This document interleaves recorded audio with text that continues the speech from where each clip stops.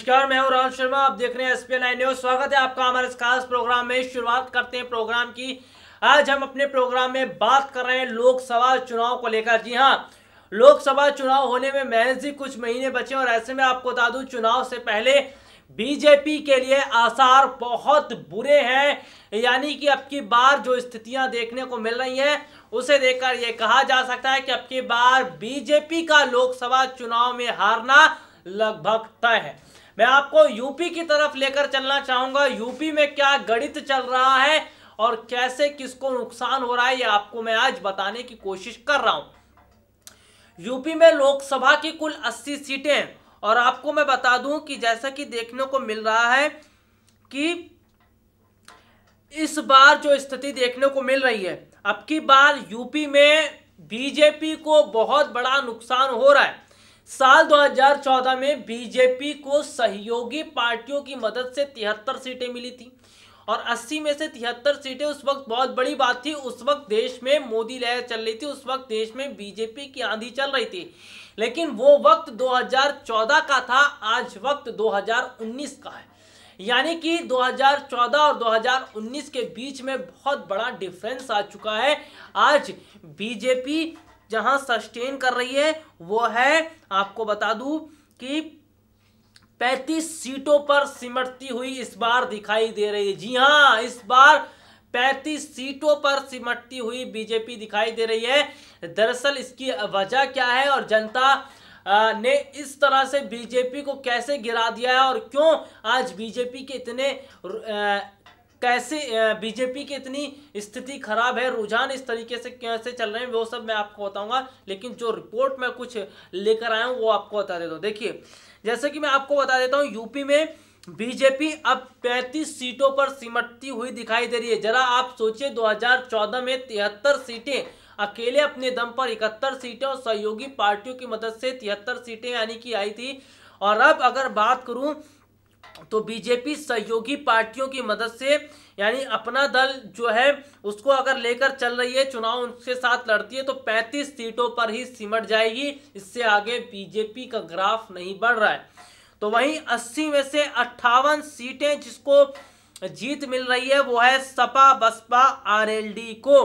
एक रिपोर्ट जो है आई है सामने, उस रिपोर्ट के जरिए हम ये आपको बता रहे हैं। उस रिपोर्ट में इस तरह से बताया गया है, तो जिस तरह से हम आपको बताते हैं कि 80 में से 58 सीटें जीत सकती है सपा बसपा आरएलडी। और गौर करने वाली बात तो है कि इस बार कांग्रेस को बहुत बड़ा फायदा मिल रहा है। यूपी में कांग्रेस को 12% का इजाफा मिल रहा है। यानी कि देखा जाए तो जनता ने बीजेपी को पूरी तरीके से नकार दिया है, जनता ने पूरी तरीके से बीजेपी से मुंह मोड़ लिया है। और आपको बता दूं कि कांग्रेस ने जिस तरीके से बड़ा दांव प्रियंका गांधी पर खेला है, पार्टी महासचिव उन्हें बनाया गया है। और ऐसे में पूर्वांचल, अगर मैं बात कर लेता हूं, उत्तर प्रदेश के पूर्वांचल संभालने का मौका जो है दिया गया है प्रियंका गांधी को। तो पूर्वांचल की अगर मैं बात कर लेता हूं तो पूर्वांचल में बनारस और गोरखपुर जहां आता है, तो ऐसे में बीजेपी के लिए खतरा बहुत बढ़ गया है। और प्रियंका गांधी की लहर जिस तरीके से चल रही है, बीते दिनों देखने को भी मिला था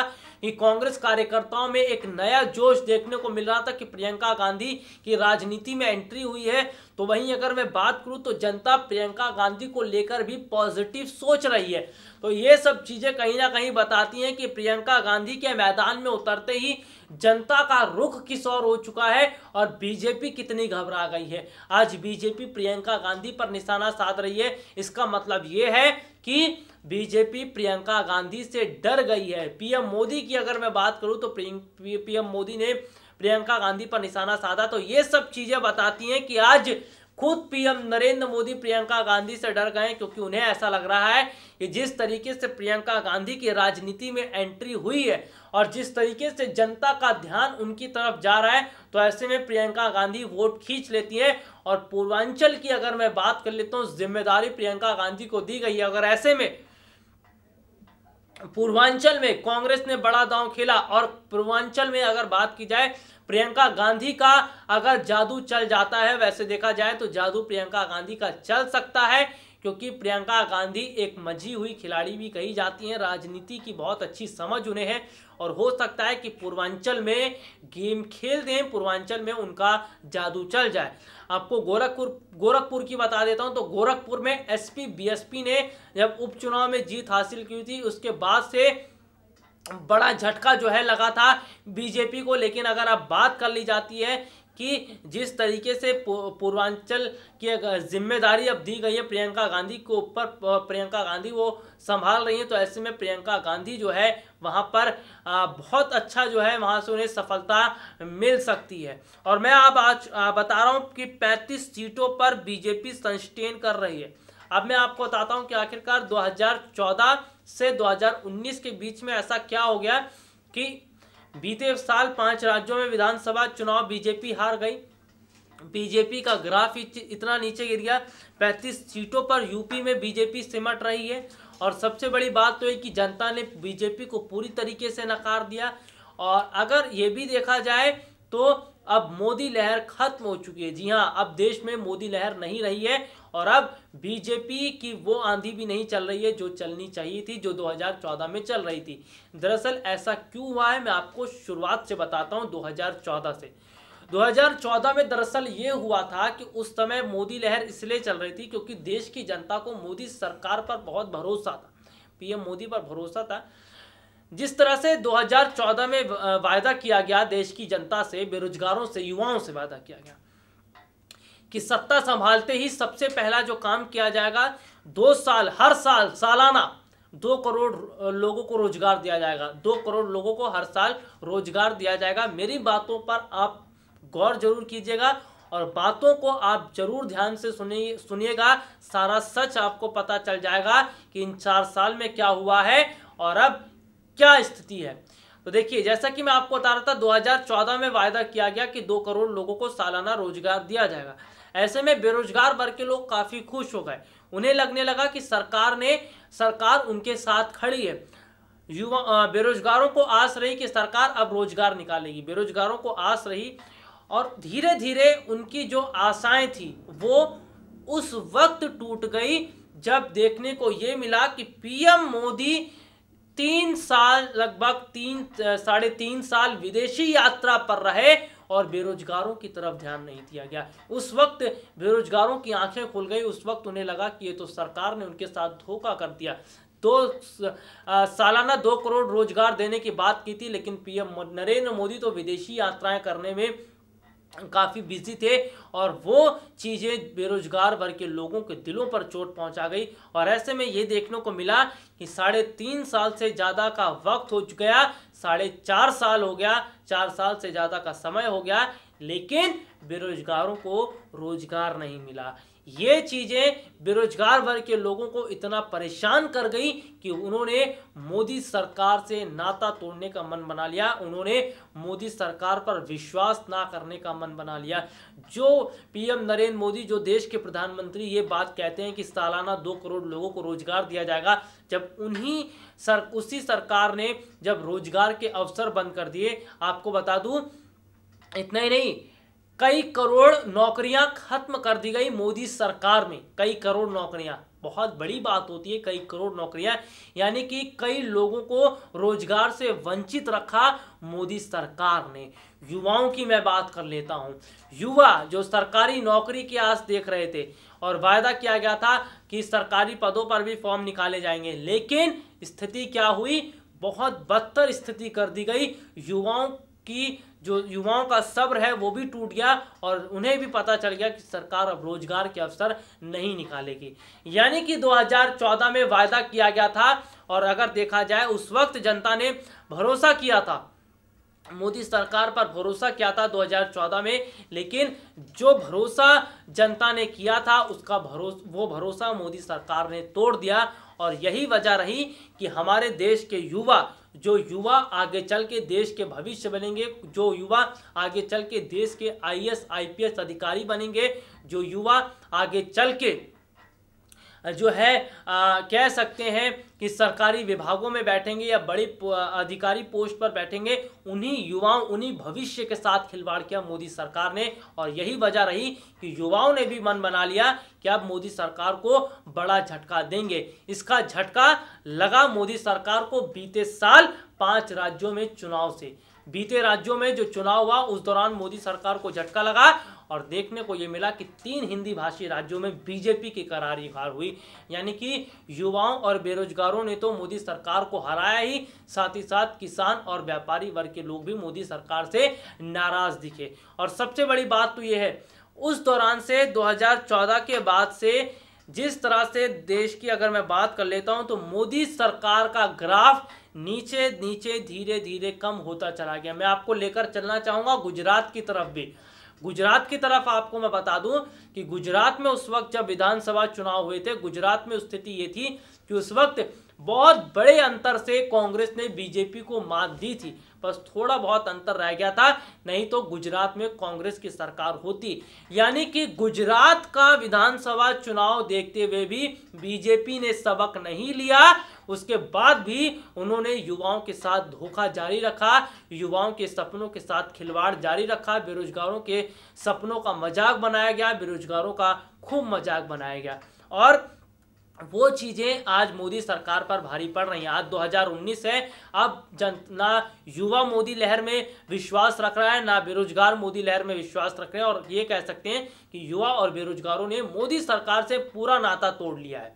और अब मैं आपको बता देता हूं कि हमारे देश के जो साधु संत जिन्होंने बहुत आस लगाई थी, जिनकी आस्था का सवाल था, उनकी आस्था के साथ खिलवाड़ किया गया। मोदी सरकार ने खिलवाड़ किया गया, मोदी सरकार ने खिलवाड़ किया। और सबसे बड़ी बात तो ये है कि 2014 का एजेंडा रहा था राम मंदिर, लेकिन आप खुद देख लीजिए कि आज हमारे भगवान राम जो है वो एक त्रिपाल के नीचे रह रहे हैं, लेकिन सरकार ने राम मंदिर को लेकर कदम नहीं उठाया और कोर्ट के भरोसे रह गई। और अब ये छोड़ दी गई है उम्मीद कि अब राम मंदिर बन पाएगा, क्योंकि इन 4 सालों में नहीं बन पाया। तो आप जरा खुद सोचिए कि सरकार अब क्या राम मंदिर बनाएगी, अब तो बहुत देर हो चुकी। यानी कि युवाओं और बेरोजगारों को तो नाराज किया ही, उनके साथ तो धोखा किया ही, उनके दिलों पर तो चोट पहुंचाई। आस्था के सवाल पर अगर हम बात करते हैं, आस्था पर चोट पहुंचा गई, साधु संतों को नाराज किया गया। तो जरा सोचिए, जो हमारे देश के युवा हैं उनके भविष्य के साथ खिलवाड़ किया गया, जो बेरोजगार हैं उनके भविष्य के साथ खिलवाड़ किया गया, आस्था से खिलवाड़ किया गया। तो ऐसे में जनता कैसे मोदी सरकार को वोट देगी? ऐसे में साधु संत कैसे मोदी सरकार के साथ जाएंगे? और सबसे बड़ी बात तो यह है कि जीएसटी लाकर तो व्यापार की कमर ही तोड़ दी, जीएसटी लाकर और बुरी स्थिति कर दी। व्यापार में जो भी कुछ चल रहा था, जो भी इंसान कमा खा रहा था, वो पूरी तरीके से बंद हो गया। एक शख्स की अगर हम बात कर लेते हैं कि व्यापार बंद होने से एक शख्स जो कमाता था, उसके पीछे 6 से 7 लोग या 5-6 लोग खाने वाले थे, वो परिवार का पालन पोषण करता था। और जब सोचिए कि उसके हाथ से सरकार ने नौकरी छीन ली, उसके हाथ से सरकार ने काम छीन लिया, जीएसटी आने के बाद व्यापार बंद हो गए, व्यापारियों को मुनाफा बंद हो गया, कहाँ से जो है व्यापारी काम करवा पाएंगे? और ऐसे में उन्होंने अपने व्यापार बंद कर दिया और लोगों को जो है निकल जाने के लिए कह दिया। तो ऐसे में जाहिर सी बात है कि जो इंसान कमा खा रहा था, जो अपने परिवार का पालन पोषण कर रहा था, उसके परिवार का पालन पोषण बंद करवा दिया। उस युवा के हाथ से, जो इंसान काम करके खा रहा था, उसके हाथ से नौकरी छीन ली, उसके मुंह से रोटी का निवाला छीन लिया। तो जरा सोचिए, जिस इंसान के मुंह से मोदी सरकार ने रोटी का निवाला छीन लिया, वो जनता, वो व्यापारी, वो इंसान कैसे दोबारा से उसी सरकार को लाना चाहेगा? और आज अगर लोकसभा चुनाव की मैं बात कर रहा हूं, तो आज 2019 में बीजेपी का ग्राफ इन्हीं सब वजहों के चलते गिरा है। आज यूपी में अगर 35 सीटों पर बीजेपी सिमट रही है, इसकी असली वजह मोदी सरकार है। क्योंकि मोदी सरकार ने जैसा किया जनता के साथ, आज जनता वही सबक मोदी सरकार को सिखा रही है। आज जनता मोदी सरकार को सत्ता पर और नहीं देखना चाहती है। अगर बात की जाए तो जिस तरीके से ना सरकारी नौकरियां निकाली गई, ना रोजगार के अवसर निकाले गए, जो रोजगार थे सारे रोजगार खत्म कर दिए, रोजगार के सब दरवाजे बंद कर दिए गए। तो ये ऐसे चीज़ें देखने को मिली हैं। और सबसे बड़ी बात तो ये है कि जिस तरीके से पीएम नरेंद्र मोदी इन 3.5 साल 4 साल विदेशी यात्रा पर ज़्यादा रहे, ये चीज़ें जनता को बिल्कुल पसंद नहीं आई। हमारे देश में आज बेरोजगार मर रहा है, हमारे देश में आज बेरोजगार परेशान है और पीएम नरेंद्र मोदी विदेशी यात्रा पर है। आज हमारा देश का युवा गला फाड़ फाड़ कर चिल्ला रहा है, आज हमारा देश का युवा सरकारी नौकरी की मांग कर रहा है, उस पर लाठी चलवाई जाती है, उस पर लाठी चार्ज होते हैं उन युवाओं पर, उन बेरोजगारों पर, और पीएम नरेंद्र मोदी विदेशी यात्रा पर रहते हैं। जो कह सकते हैं कि जो व्यापारी जो अपने हक की बात कर रहे हैं उन व्यापारियों पर लाठी चार्ज किया जाता है। जो साधु संत, हमारे जो साधु संत है जो राम मंदिर की राह देख रहे थे, उन साधु संतों को लॉलीपॉप थमा दिया जाता है योगी सरकार द्वारा कि अब साधु संतों को पेंशन देगी। जरा सोचिए कि उन साधु संतों के पास पैसों की कमी है, उन साधु संतों को आज पैसा नहीं चाहिए, उन्हें चाहिए कि उनके भगवान राम को एक मंदिर मिल जाए, उनके भगवान राम एक मंदिर के नीचे रहें, एक छज्जे के नीचे रहें, वो चाहिए, उन्हें पैसा नहीं चाहिए। और पैसे का लॉलीपॉप जो दिया गया है पेंशन योगी सरकार की तरफ से, ये बहुत अलग बात है। यानी कि राम मंदिर से हटाने का काम, राम मंदिर से ध्यान भटकाने का काम साधु संतों को क्या है। साधु संतों को आज पैसे नहीं चाहिए, उन्हें ये चाहिए था कि त्रिपाल के नीचे से उनके भगवान राम को एक मंदिर में जो है बना दिया जाए, बस इससे ज़्यादा और कुछ नहीं चाहिए था। यानी कि आज योगी सरकार ने चुनाव से पहले साधु संतों को पेंशन कर दी। तो ये सब चीज़ें लॉलीपॉप है। और आपको बता दूं, हाल ही में रेल मंत्री पीयूष गोयल ने एक बड़ा कदम उठाया है, रेलवे में अब नौकरी निकालने का काम किया है। उन्होंने कहा है आगामी 2 साल में कई हजार पदों पर नौकरियां निकलेंगी। जरा सोचिए कि आप बीजेपी जब चुनाव हार रही है तो कुछ एक जगहों पर रोजगार निकाल दिए जा रहे हैं, और बाकी जगहों पर कब रोजगार निकलेंगे, बाकी जगहों पर कब वैकेंसीज निकलेंगी। और सबसे बड़ी बात तो है कि अगर आज बीजेपी चुनाव नहीं हार रही होती तो जो रोजगार के आयाम निकाले जा रहे हैं वो भी नहीं निकाले जाते। और ऐसे में अब कैसे उम्मीद की जा सकती है कि जिस सरकार ने 4 साल में रोजगार नहीं दिया, वो सरकार अब आगामी 2 साल में 2 साल में रोजगार देगी। कैसे जनता विश्वास करे। 4 साल बहुत बड़ी बात होती है, इन 4 सालों में आपने रोजगार नहीं दिया, युवाओं को सरकारी नौकरी नहीं दी, तो जनता ये कैसे मान ले कि आप 2 साल का जो वायदा कर रहे हैं उसमें आप रोजगार देंगे। यानी कि अब जनता पूरी तरीके से मोदी सरकार से दूर हो चुकी है। आज जनता बिल्कुल मोदी सरकार को पसंद नहीं कर रही है। आज जनता ये चाहती है कि अब मोदी सरकार सत्ता से चले जाए, क्योंकि जनता ने जिस तरीके से सत्ता पर बिठाया था प्यार से वोट देकर, अब वही जनता नफरत से मोदी सरकार को देख रही है। और वही जनता अब प्यार से चाहती है कि मोदी सरकार सत्ता से दूर हो जाए। यानी कि अगर मैं बात करूं, अगर बीजेपी यूपी में 35 सीटों पर सिमट रही तो आप खुद ही चुनाव का आकलन लगा लीजिए कि क्या स्थिति लोकसभा चुनाव में होने वाली है। और अब की बार 35 सीटों पर सिमटना, यानी कि लोकसभा चुनाव में बीजेपी की हार होना लगभग तय है, क्योंकि सपा, बसपा और आरएलडी ने इस बार बाजी मार ली है और 58 सीटें कहीं ना कहीं वो जीत रही हैं। तो वहीं कांग्रेस का ग्राफ भी पहले से बढ़ा है और ऐसे में घाटा हुआ है बीजेपी का। और प्रियंका गांधी की मैं बात कर लेता हूं तो प्रियंका गांधी के आने से माहौल कुछ और अलग हो गया है राजनीति का। और ऐसे में अगर बात की जाए तो प्रियंका गांधी बीजेपी के लिए बहुत बड़ी परेशानी अब खड़ी कर चुकी हैं और जनता का झुकाव अब प्रियंका गांधी की तरफ चला गया है। तो ये सारी चीज़ें मैंने आपको बताई कि 2014 में क्यों मोदी लहर थी, क्यों बीजेपी लहर थी, आज क्यों कम हो गई, और इन 4 साल में क्या सरकार ने क्या कदम उठाया। आपको क्या लगता है कि सरकार ने जो किया वो सही था या सरकार ने चूक की? क्या कुछ कहना है आपका हमारे प्रोग्राम के नीचे कमेंट बॉक्स है, उसमें आप कमेंट जरूर कीजिए। उसमें आप जरूर बताइए कि आप क्या राय रखते हैं और किस तरीके से आप किस सरकार को देखना चाहते हैं। और ये भी बताइए कि मोदी सरकार के कामकाज से आप खुश हैं या नहीं खुश हैं। तो फिलहाल के लिए आज मुझे इजाज़त दीजिए। नमस्कार।